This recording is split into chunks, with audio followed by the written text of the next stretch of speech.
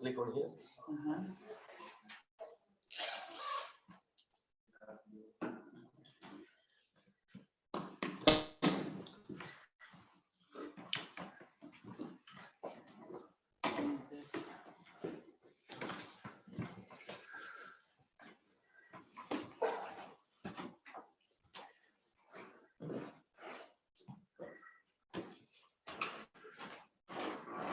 Hello everyone.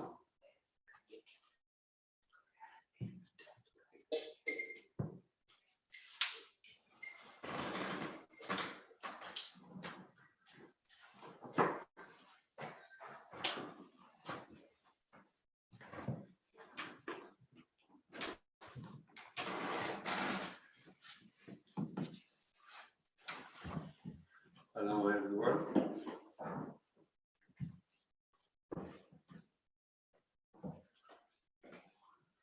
Can you hear me, Mary? Excellent. You can hear me also, Danny. Dina, wonderful to see you.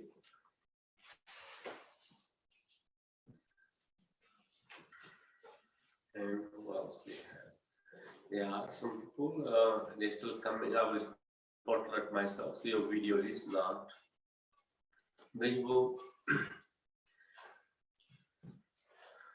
Arunaji, namaste.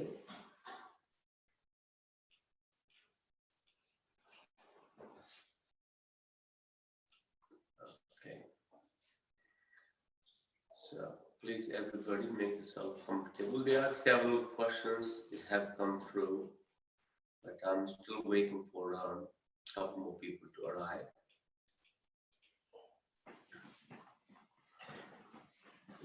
Can you move left to the view, please?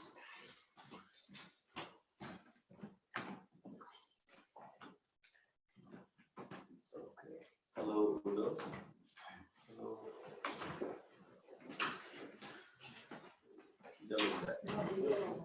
Hello, Dina.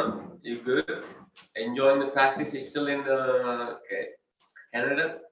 Oh no, in LA, yeah? Yeah, still here till next Friday. Okay. And hopefully you enjoy the practice as long as you are in the training. It's been amazing. It's been wonderful. I'm so happy it works out for your timing and me here. I hope it's not too hard for your practice. Though. No, it's excellent. Getting stronger. Okay, excellent. Okay, everyone, there's hello, we have some people with me in the studio in person. And there's a one question yesterday was asked, is Milan left still here? Somebody was asking, is it important, is the books are enough? Wasn't that your question? Is the books are enough to have books for learning and developing? In Sanskrit or in spiritual practices, especially in the yoga, we have one term called Swadhyaya. Swadhyaya, some people literally translate as Swa. Adhyaya means study of a self, not study by yourself. So there are two. Swa means yourself, Adhyaya means study, but that does not mean study by yourself, study of yourself. So having the books is can be a great start and a great tool, but it's not only a ultimate source of knowledge.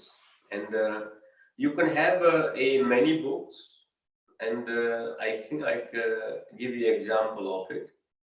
There's a guy who is doing a proofreading of the most beautiful literature day by day, but does not learn anything from it, does not implement any principle of it. Okay? The person who's publishing the books, and I'm pretty sure when he's publishing, he may read the titles, may open the flick the pages, but how much does one imply into the life? Having books is not good enough. Reading a book, having a book and reading a book is not good enough either. Having a book, reading it, and implementing whatever knowledge that one can take from it, given circumstances and awareness of the person. And then observing where does that message apply? How you can apply that message that you read in a book in your day-to-day life. Okay? But reading a book, when you read a book and when you read any literature or any conversation, that sounds very beautiful, very uplifting, very motivating, very peaceful, because it is not being part of you, it's somebody else. You understand? Because you are not putting any effort into it. The moment you apply into the life and then you still find it beautiful, that's when it is internal. So any books you can read, great, but applying the message of the book to a self-study. The self-study, that does not mean study by yourself, study of yourself. That the literally translation, Swadhyaya, that comes in Sanskrit terms. The people literally take it, I can study by myself, I am my own guru, a wrong concept. Your awareness, your senses, your intelligence are not smart enough to such capacity that you can observe and judge your own actions, reactions, and the arrogance and ignorance that one holds inside. So, if that is the case, you do not need to study. If you got that level of awareness, you do not need. So, there are many factors to a self-study, study of self, not study by self. So, the books are good, but not just read them and put them on the shelf. Take a message. Maybe read them again. I highly recommend Bhagavad Gita. The Bhagavad Gita literature is the most profound book anybody actually can read. But people say, I read Bhagavad Gita so many times, but nothing changes in my life. It's important that how much do you apply the message of Bhagavad Gita in your life. But not just applying it, but you're reading it one time, your awareness enhances, go back and read it. Okay? So read as many times, every time you read, the more awareness you have enhanced, your perception of processing it have completely transcending effect on your consciousness. So you start seeing yourself. You start seeing as a mirror that does not lie. So usually most mirrors lie. Most mirrors lie because you are not that innocent. You just only project your image, what you would like to the mirror, and then perceiving it. So in that sense, reading book, applying it, growing, transcending from it, that will become a more useful fact. Then other question you have is nobody blessing you. Are you blessing? The blessing, yeah. Teacher. So then you had a question: the blessing is inside, or you get a blessing from a teacher. Blessing may happen to one person. It's only when you are available, when you are receptive. So blessing may feel like that is inside you, but it gets transmission. You get a transmission, but by the grace, by the kindness, and that requires a lot of nature of surrender and samarpan, which is like the acceptance of your own awareness where you are, acceptance of your own arrogance, acceptance of your own ignorance, acceptance of lack of awareness. Then you came up with the question that you would like to judge a teacher because you do not want it to be cheated. And how is one's awareness? You are looking for a teacher to enhance your awareness. Yet, you are judging a teacher that the teacher is not cheating you. You do not have that awareness. You do not have that awareness. That's when the bhakti comes. That's when the bhakti yoga comes. Bhakti yoga is devotion. Devotion to a practice. Devotion to a practice. Once you have devotion to the practice or to a discipline, disciples is nothing to do with disciple to a person. You are a disciple to a discipline.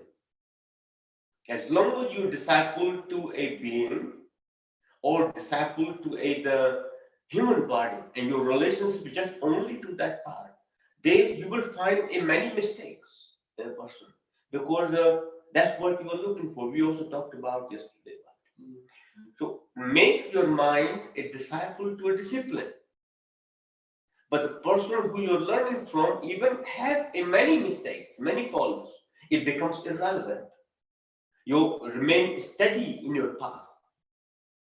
So the guru becomes irrelevant only once the transmission have taken place. Till then, guru is necessity, teacher is necessity. But the teacher, you are not becoming disciple to a teacher. You're becoming a disciple to a discipline, the knowledge, the wisdom, the path. But in that path, you require a surrender. You require a certain level of faith in your practice, in your capacity. When you're doubting, you're not actually doubting a teacher. You're doubting your own capacity. Doubt is not outside, it's actually inside. So when you say that I don't want to be cheated, you do not have that awareness. Like for example, you go to a market, to a diamond merchant. You don't want to be cheated buying a diamond. You are not an expert. You are just a consumer who would like to use the knowledge. The person who knows about diamond, I can guarantee you, you cannot master it. There will always be a different level of knowledge. But you try to judge the product, not the merchant. So the importance should be on the discipline practice, how much you are able to implement the knowledge and the information that is given to you with full devotion. And discipline, being a disciple of discipline. So what teacher is not an important part there. Teacher is only a vehicle, the medium at the time. Giving a possibility, creating circumstances for your growth.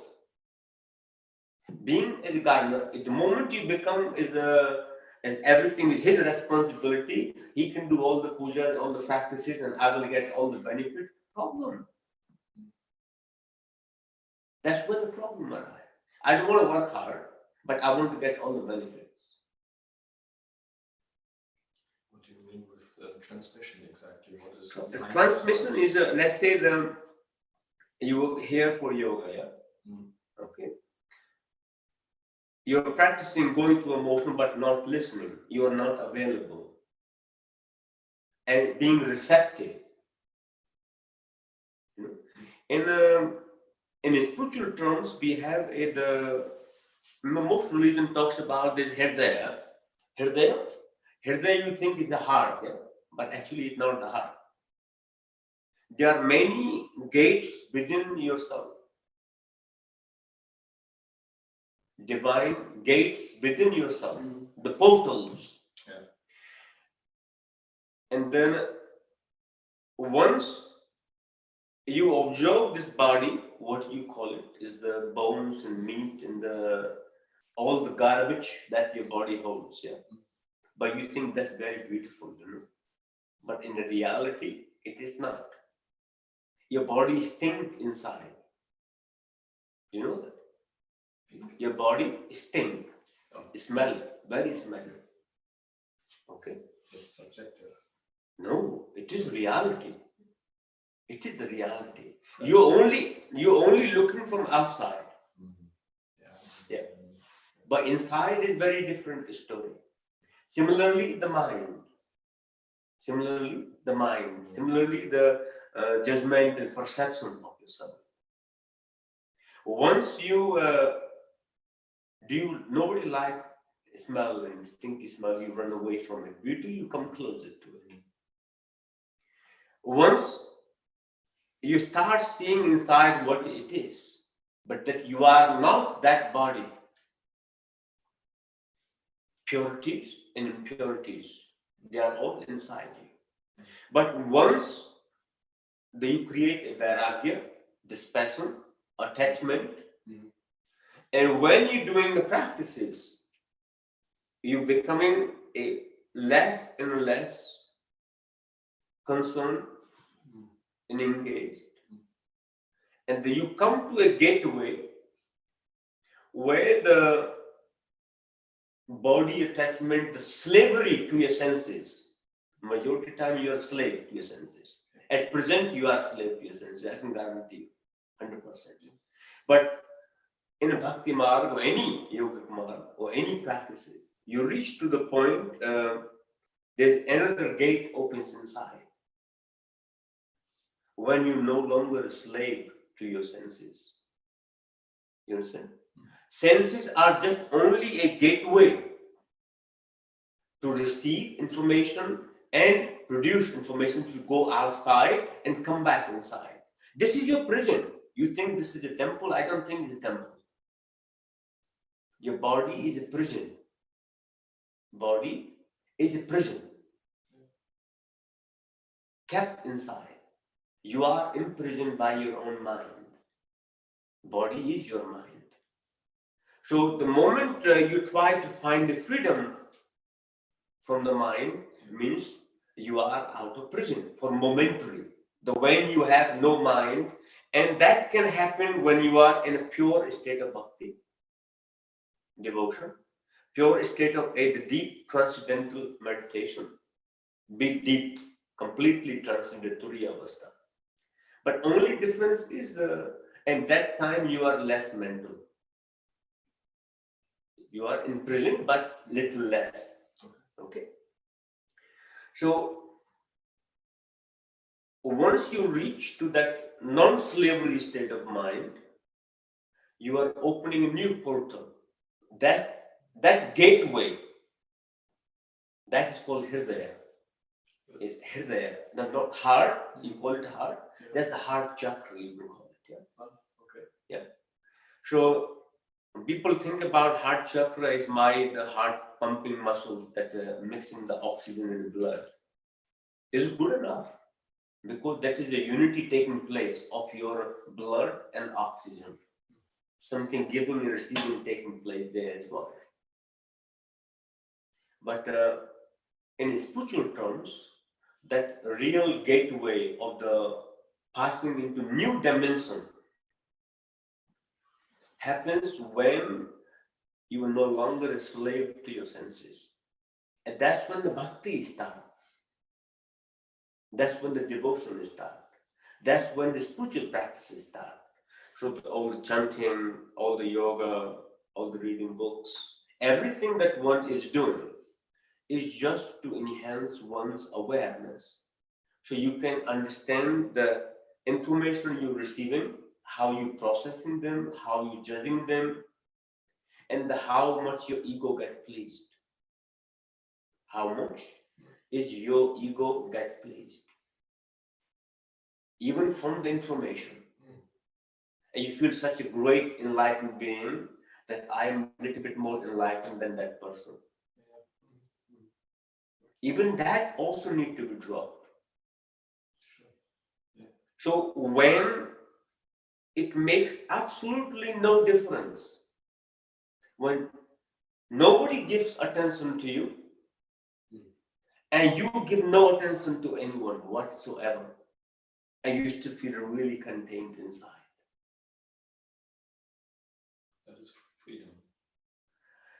you can call it to a certain extent. Mm. Freedom is again is a word. Yeah, you can be free. Freedom is not that you can go anywhere, you can do anything that you want. That's not freedom. It is that you have a certain capacity of mobility. Can you be in one place, doing absolutely nothing, no desire to go, nothing to do, nothing to engage, and still feel completely content? Okay? And that's when you can feel free, because as long as I want to go here, I want to go there, I want to do this, I want to do that, you are not really free. You are driven by the mind and objects. You haven't found the inner stillness. You haven't found the inner relationship. Okay? Yeah. But you are seeking outside, searching outside. Outside can play a role to find yourself, become more interactive, becomes more connected to yourself. But it doesn't really the ultimate. It's inward. Once you see yourself as you are and ready to accept your ignorance, arrogance, you try to cover it up, hide it, and blame it. It's a problem. Till your sense relationship, the freedom is not objective, it's within yourself. You can be free from one object, but you are attached to other object. Till even the karta that inside you call it subject, that you claim that I am the spiritual person, I am doing it. So like imagine like your little bit of light, yeah? They're standing in front of the bigger light. And that merging point, the flow is need to be in your senses. There have to be a certain level of inner flow, inner understanding of energy flow I'm talking about. So when you're practicing asanas, when you're practicing meditation, if you remember in the morning in Prana Kriya Yoga we practice it's not a physical exercise. You practice, you sit comfortably, and you observe the sensation. There were moments that you found it completely no sound, there was no noise, there was no distraction, you completely very still. For that very moment. If you can stay with it, you start panicking. I need to breathe. I think I told the story some time ago, there was one person, I want to see you, God, yeah? The divine being, your Atma, or whatever it is, yeah? And or the God praying every day, please, please come. Yeah? And then God comes, let's go. I am here. You find many reasons not to go. It's the same thing. Why? It's attachment. Why are people finding reasons and don't go? It's a slavery to the senses.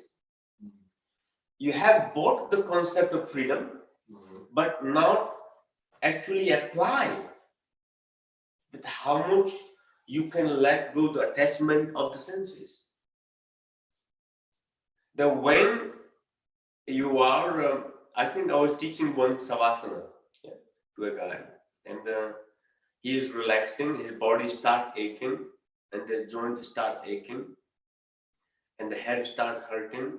Said, I can't no longer do, but I want to awaken my kundalini. I say, you are concerned about your, I want to realize my Atma. Yeah, different person. Yeah? But you cannot realize your Atma as long as you're worried about the physical body. Your mind have to transcend. Your mind have to transcend. You do not want it hard enough. You get scared. I think I told a story one time. There was a guy who wanted to learn meditation. And he was constantly asking day by day, can I teach him meditation? Can I teach him meditation? He was running a business, he had a house, he had a wife. I said, absolutely, I teach you meditation. But he come to the class, I was at the railway station, I said, I give you right now enlightenment. Doesn't need to go in a forest or a retreat with me. I give you right now here. I hold his hand, he got scared. He's Englishman, I hold his hand in the public domain or platform, he's scared now. Because somebody will watch him, I'm holding his hand. And for me, it is a very normal. And they thought like is there a different relationship if you hold some guy holding guy's hand in England, it's not very common. And then he got really uncomfortable. I tried to give him a hug, he got extra uncomfortable. So I said, first you find that comfort with you. You need to be receptive. You need to be open enough. You cannot embrace the momentary engagement with you. And there's absolutely you have lots of judgment about it. Yeah? I said, okay, then he got comfortable. I said, now I want to just make a little journey. You were talking about yesterday visualization, yeah? Visualization, yeah? Connecting with the master. I give you answer to that as well. So I said, visualize with me what I say. You remember, hold my hand. I'm holding his hand. And actually, when I was holding his hand, he's having a little energetic experience to the healing part of it. I said, close your eyes. You just lost your girlfriend, just dumped you. She just left. And he was about to get married. He had proposed it. In 2 weeks' time, he's getting married. So your girlfriend just left you. Said, oh, that's fine. It's painful, but it's okay. And it's like his facial energy changed. Eyes closed. I said that your business is gone bust. You have no money. How did it make you feel? And his body starts shivering, automatically going to the emotion. I said, now you can't pay the mortgage, you lost the house. And you have no food to eat, you're living on the street. How did it make you feel? There are many stories of attachments. He said he's feeling uncomfortable. I said, you still want to learn meditation? I will ask him, do you still would like to learn? He said, yeah, it's okay, I'm still living. I can live with my friend. I say, your friend have to kick you out because you can't pay the bills. Do you still like to learn? He said, yes. And I come and live with you. I said, no problem, I won't kick you out. I said, but you got no clothes. I didn't buy clothes for you, so you got no clothes. You're living totally naked. And now you're living in the forest, walking with me up on the hill, and you are standing on the cliff. Now you're falling from a cliff. You have no clothes, no equipment, nothing with you. And you are falling from a cliff, and you don't even know how deep it is, completely dark all around you. And do you still like to learn meditation? How do you feel? His hand snatched off me, he just tried to grab something. I said that you can't learn meditation. And that flow of dropping, that acceptance, the moment you are dropping, you should be comfortable. You start fighting, you start resisting. And that most time happens when you're doing meditation. You are deep in meditation, completely enjoying it. As long as outcome is not happening what you're desiring, you give up. You walk away. No? If you're not feeling peace, you stop meditating. If you don't see the divine Buddha or the divine ghost, you stop meditating. No. Yeah. If you don't see that blue light, you stop meditating. But it's supposed to continue meditation. Doesn't matter. Your most practices are object driven, but your efforts should be on the process. Your effort should be being a disciple of discipline, continuing the path, continuing the marg that you are on, with full devotion and 100% samarpan, faith, trust in your capacity that you will attain. So the guy falling and he said, I don't want to learn meditation, that is horrible. If you can't, you can't. Because when you are meditating, you will not have all this wealth. When you are sleeping, you have no idea that you are a king If you live in a big bedroom house, you live in a street, everybody is absolutely same. No difference whatsoever. Only difference is your awareness. If you live in ignorance, arrogance, unaware, unconscious, unawakened, everybody same. The person who is awakened, his sleep awareness, he is still conscious and aware that he is resting. What is happening? That's the only difference. Okay. So similarly in the meditation, when you are meditating, you are no longer a rich person, you are no longer a poor person. Okay. You have no concept or attachment to the house, how attractive, beautiful you are looking, how smiley you are looking, how many wrinkles you have on the face, how youthful glow you have on the face. It makes absolutely no difference. You understand? So but that's what is happening. He's falling in meditating. He's falling in a meditation, but he is scared that time. So I will try to grab something, a lifeline. I said you can't. When you're meditating, you're looking for a lifeline. When you're meditating, even you leave the body, I can guarantee there's no chances that you will leave the body. But you should go into a practice if you never ever come out of it. You're still comfortable with it. You understand? Samadhi here. But you want to meditate, my knees start hurting, I come out. My hip start hurting, I come out of it. My hair is on my face, is bothering me. I would like to open my eyes and turn it to the side. Look around, who else is looking at me? My face is smiling. Your most concern is who is giving you the attention. And that's the wrong practice. You understand? So when you're practicing, and whatever the awareness that you're flowing at that time, what you are witnessing, stay in that stream of flow. Witness it, because your samskaras are coming out. What is sanskara? Samskaras, the patterns of karma, you can call it karma. Karma, sure. Yeah. And then samskara, the karma that you accumulate in this lifetime, past lifetimes, they are all seeds from different karmas. Stay in your imprints on your soul, imprints on your Atma, imprints on your consciousness. You peeling them completely, creating environment so they can sprout. When they sprout, you can dig them outside and throw them. Like imagine like that you have the daffodil and tulip, many different bulbs buried in the ground. Yeah? You don't see them in a wrong climate. You only see them in perfect timing. Yeah? Right season, right circumstances, they bloom. If you take that bulb out, it will not grow back again. Similarly, your consciousness, your holds the karmas inside. When they sprout, you take them outside with the awareness. And they can no longer grow. But what you do, you don't actually grow them, but you don't like it, you cut it. And the bulb is still remain inside. So the practice when you're meditating is not just meditating. Working with samskaras, working with a complete dedication, with devotion, aligning your dharma and karma together. Aligning your dharma, the path you are on, and your karma. They both need to be aligned. Like for example, you're a teacher, yeah, and your dharma is to transmit the knowledge to your best ability. That is your karma.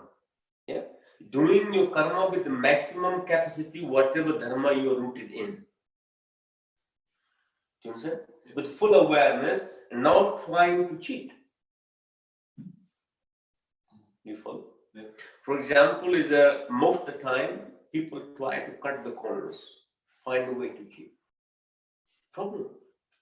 So you mean you are not paying attention maximum to the karma, but you want 100% outcome of the karma, not going to be possible. When you cheat, you make a new imprint. Absolutely. You cheated, and you will have effects in a certain way. Yeah. Similarly, when you were talking about teacher, Teacher is doing his dharma and karma aligned together. You are a student, your dharma and karma is to be receptive, not to be judgmental. Did not quite get that. Okay. For example, you are a student. When you go as a student, it means your nature has to be receptive. Like you have to be open and receptive. But when you become a judgmental, your energy flow is very different. No longer receptive. Yeah. So, as a nature of a student is nature of a student of karma and dharma is to be receptive and open. And as per your awareness is growing, you will transmit it inside. Teacher's nature and dharma and karma is to give. So both should align in their nature. And then when transmission is possible. Okay. So there are in many things when you're practicing, especially yoga, you have to make sure you pay 100% attention to the practice. 100% attention to your awareness, what is happening when you are practicing. Are you practicing just for sake of practicing? Are you really engaging with the practice? And where do you want that practice to transform you? What do you want the practice to transform within you? So remain constantly alert, not blind. When you were asking, I don't want to be cheated. And when you remain alert, you can't be cheated. Only person that can cheat you is you, not the teacher.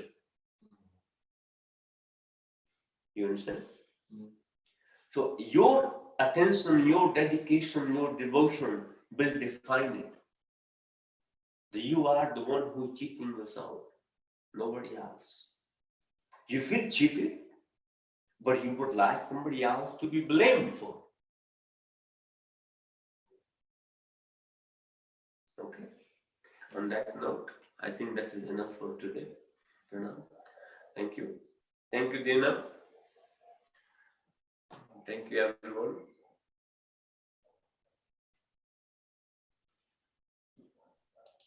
Thanks, Yogi. Thank you. Thank you.